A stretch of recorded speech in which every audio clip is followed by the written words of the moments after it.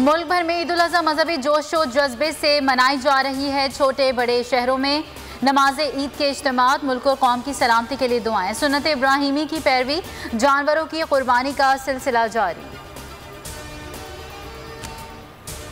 कराची में बारिश के पानी का निकास ना हो सका, जानवरों के खून और अलाइशों से ताफुन बढ़ने लगा।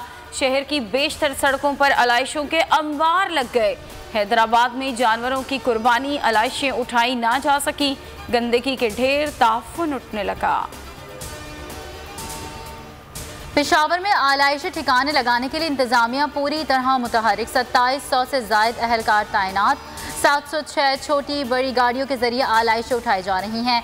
ऑपरेशन 3 दिन जारी रहेगा।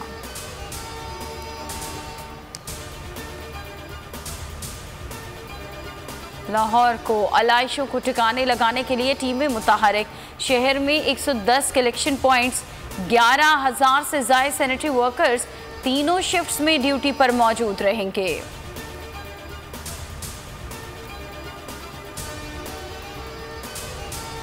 तजुर्बेकारों की नालायकियां मईशत को तबाही के धाने पर ले आई। नाअहल हुक्मरानों से निजात के लिए 17 जुलाई को बल्ले को वोट देना होगा। परवेज इलाही कहते हैं सियासी वफादारियां बदलने वालों को शिकस्त फाश होगी। तहरीक इंसाफ ज़िमनी इंतखाबात में भारी अक्सरियत से जीतेगी।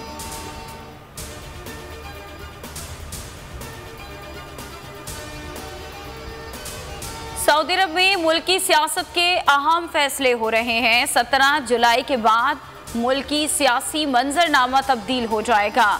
इमरान खान और उनकी पार्टी बेहतर पोजीशन पर होंगे। शेख रशीद कहते हैं शहबाज शरीफ, आसिफ जरदारी और फजल रहमान एक पेज पर हैं। नवाज शरीफ अभी नहीं माने।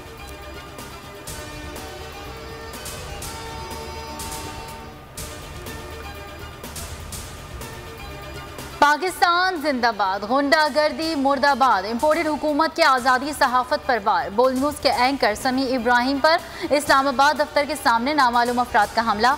समी इब्राहिम दफ्तर से जाने के लिए निकले, नीचे खड़े अफराद ने धावा बोल दिया, जदोकोब किया। हमला आवरों में एक ख्वाजा सरा भी शामिल था। हमला आवर सरकारी गाड़ियों में सवार थे।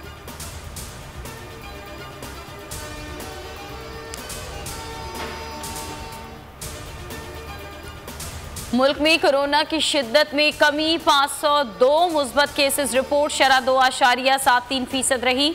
वायरस से 145 मरीजों की हालत नाजुक, 24 घंटों में एक मरीज जान बहक।